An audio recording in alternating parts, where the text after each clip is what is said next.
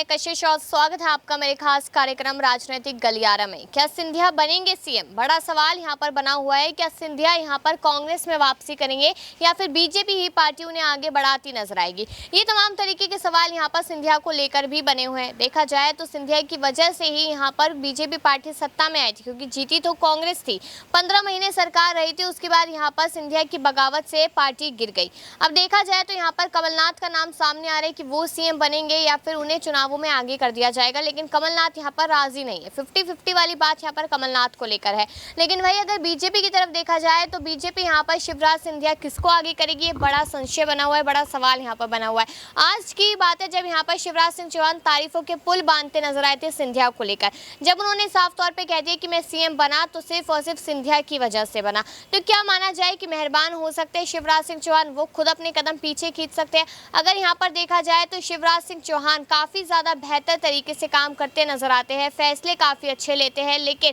यहाँ पर लोगों की उम्मीद यह है, जनता की उम्मीद यह है कि ज्योतिरादित्य सिंधिया को ही मौका मिलना चाहिए और वो यहाँ पर अगर सीएम बनते हैं तो ज़्यादा बेहतर रहेगा, क्योंकि जनता की पसंद है। लेकिन जो मुद्दा है आज का वो इसी मामले को लेकर है कि मध्य प्रदेश में इसी साल चुनाव होने वाले हैं। क्या भारत जोड़ो यात्रा कारगर साबित होगी यहाँ पर मध्य प्रदेश चुनाव के लिए? क्या यहाँ पर सिंधिया ने जो बगावत की, क्या उस पर विश्वास दोबारा से कर पाएगी यहाँ पर बीजेपी पार्टी या फिर कांग्रेस पार्टी? क्योंकि कांग्रेस पार्टी के नेता जयराम रमेश ने साफ तौर पे कह दिया था यहाँ पर कि गद्दार लोगों को पार्टी में वापस नहीं लिया जाता, और यही सारी बातें कहीं ना कहीं पायलट के लिए भी सुनने को मिलती है। तो मेरे साथ यहाँ पर कपिल है, उनसे पहले यहाँ पर सवाल लेंगे। अगर यहाँ पर ये जानने की कोशिश करेंगे कि शिवराज सिंह चौहान ने ये आखिरकार क्यों कहा यहाँ पर कि मैं जो सीएम बना हूँ, जो मैं आगे बढ़ा हूँ, वो सिर्फ सिंधिया की वजह से, और क्या कुछ कहते नजर आया वो? बिल्कुल, जिस तरीके से लगातार हम देख रहे हैं कि मध्य प्रदेश की सियासत में सिंधिया का नाम जो है वो आगे बढ़ता हुआ नजर आ रहा है, और हमने पिछली खास रिपोर्ट में भी यही चर्चा की थी कि आने वाले वक्त में मजबूरन ही सही लेकिन बीजेपी को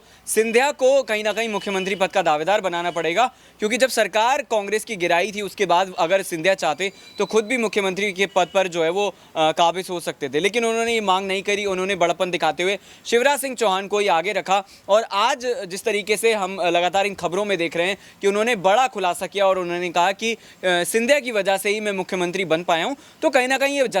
बताता है कि भाजपा के अंदर चीज़ें काफ़ी सही हैं, और आने वाले वक्त में हो सकता है कि शिवराज खुद मुख्यमंत्री पद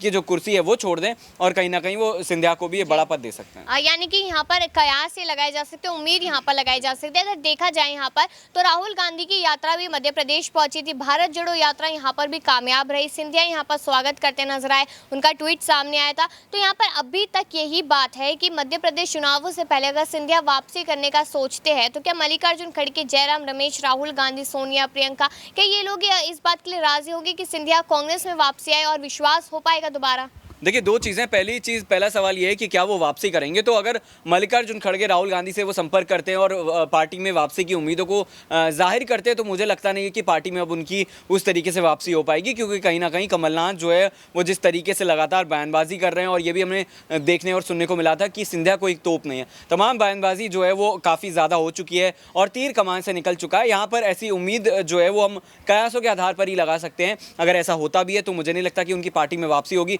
वहीं दूसरी तरफ जिस तरीके से वो बीजेपी में काफ़ी आगे जा चुके हैं, उड्डयन मंत्री का पद वो संभाल रहे हैं, यानी कि मंत्री का जो बड़ा पद है वो उनके पास है, और इस बात की पूरी संभावना है कि लोकसभा चुनाव से पहले उन्हें एक बड़ी जिम्मेदारी सौंपी जाएगी। और भले ही वो इस बार मुख्यमंत्री ना बन पाएं, लेकिन जिस तरीके से टिकटों का बंटवारा उनके पास है, और अगर उनके तमाम जो साथी हैं वो कैबिनेट में फिलहाल मंत्री के पद पर जो है वो बैठे हुए हैं, तो साफ तौर पर चीज़ें दिखाती हैं कि सिंधिया काफ़ी आगे निकल चुके हैं, और राजनीति की अगर बात करी जाए तो अगले 10 सालों में वो बीजेपी के अंदर काफ़ी बड़ा नाम होंगे। एक आखिरी सवाल आपसे रहेगा, अगर देखा जाए यहाँ पर मध्य प्रदेश में चुनाव बस होने ही वाले, ज़्यादा समय नहीं रह गया, तो यहाँ पर अगर भारत जोड़ो यात्रा का कितना असर यहाँ पर पड़ता नजर आएगा? क्या कांग्रेस पार्टी रिपीट करेगी? क्योंकि कमलनाथ ने अभी कुछ दिन पहले कहा था कि सिंधिया के चेहरे पर चुनाव नहीं था और उनके चेहरे पर चुनाव नहीं जीता गया था, क्योंकि लोग कांग्रेस पार्टी को चाहते थे, इसलिए यहाँ पर पार्टी आई। तो क्या लगता है कि भारत जोड़ो यात्रा रीजन बन सकता है कांग्रेस पार्टी की जीत में? देखिए, कांग्रेस पार्टी जीतेगी या नहीं जीतेगी समय बताएगा, लेकिन अगर हम भूमिका की बात करें राहुल गांधी की भारत जोड़ो यात्रा और उनके नेता के तौर पर,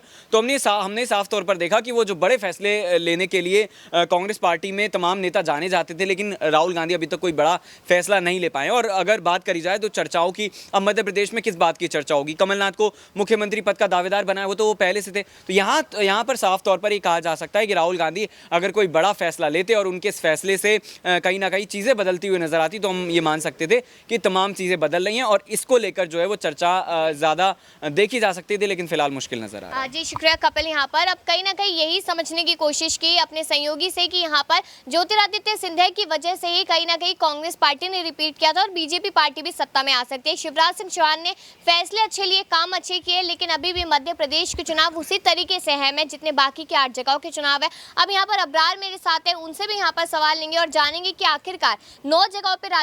राज्य विधानसभा चुनाव होने वाले हैं, तो यहाँ पर कांग्रेस पार्टी के लिए कितनी बड़ी चुनौती है?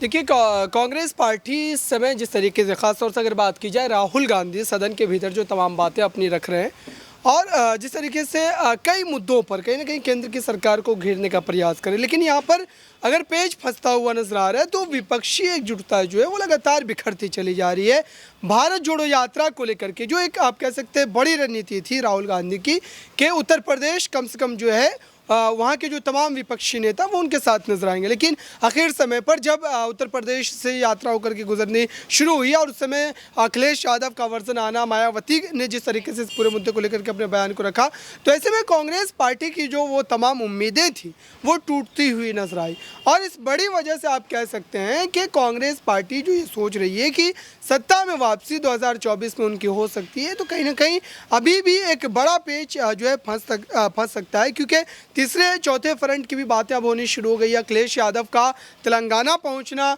वहां पर केसीआर की उस बड़ी रैली का हिस्सा बनना, तो ये सारी चीज़ें बतलाती है कि कांग्रेस पार्टी अगर उत्तर प्रदेश जैसे बड़े राज्य में जहां लोकसभा की लगभग 80 सीटें हैं, अगर वहां पर विपक्षी एकजुटता नहीं दिखा पा रही है, तो जाहिर सी बात है कि सत्ता में वापसी की जो तमाम उम्मीदें हैं वो बिल्कुल भी पूरी नहीं होंगी। लेकिन आपने यहाँ पर अखिलेश यादव की मायावती की बात की, तो एक और सवाल यहाँ पर ये बन जाता है कि अखिलेश यादव ने कहा कि सारी सीटों पर वो अपने प्रत्याशी उतारेंगे मध्य प्रदेश में। दूसरी तरफ देखा जाए मायावती को लेकर अभी कोई खास खबर नहीं है, लेकिन यहाँ पर चंद्रशेखर रावण जो है भीम आर्मी चीफ के जो यहाँ पर है, उन्होंने भी साफ तौर पे कह दिया कि सारी सीटों पर उतारे जाएंगे प्रत्याशी और इस बार कोई आदिवासी ही मुख्यमंत्री बनेगा। जब राष्ट्रपति बन सकता है तो मुख्यमंत्री क्यों नहीं बन सकता? तो उसको लेकर क्या लगता है कि बीजेपी के लिए अब कितनी बड़ी चुनौतियां यहाँ पर सामने आ रही हैं? देखिए, चंद्रशेखर रावण जिस तरीके से लगातार उत्तर प्रदेश और देश के अलग अलग राज्यों में कहीं ना कहीं अपनी राजनीतिक अस्तित्व का जो है वो लगातार विस्तार कर रहे हैं, और बड़ी बात यह है कि इस समय जिस तरीके से इस पूरे मामले को लेकर के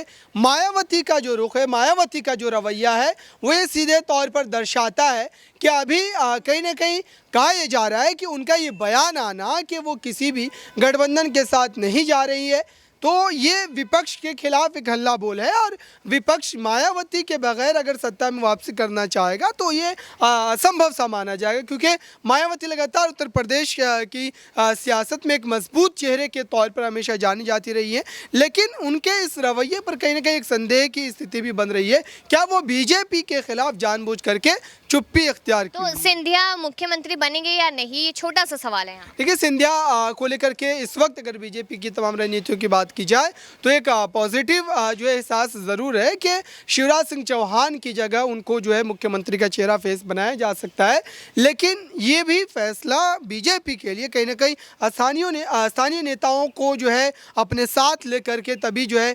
स्थिति को पूरी तरीके से क्लियर करके फैसला लेना पड़ेगा, वरना पार्टी के भीतर मतभेद जो है वो ज़्यादा फैल सकता है। जी शुक्रिया अब्रार। यहाँ पर ये बात कहीं ना कहीं सच मानी जाएगी यहाँ पर, क्योंकि बार बार यही कहा जा रहा है कि अगर नेता बगावत करके आता है उसके बाद उसको मुख्यमंत्री के लिए आगे कर दिया जाए तो पार्टी में ये बात सही नहीं होती और इसका फायदा कहीं ना कहीं विपक्ष उठाता है और नुकसान यहाँ पर खुद पार्टी को होता है। आपको क्या लगता है कि क्या सिंधिया को यहाँ पर आगे कर देना चाहिए क्या, या फिर उन्हें यहाँ कांग्रेस में वापसी करनी चाहिए? इस पर राय जरूर दीजिएगा और बाकी ऐसी खबरों के लिए देखते रहिए नेक्स्ट 9 न्यूज़।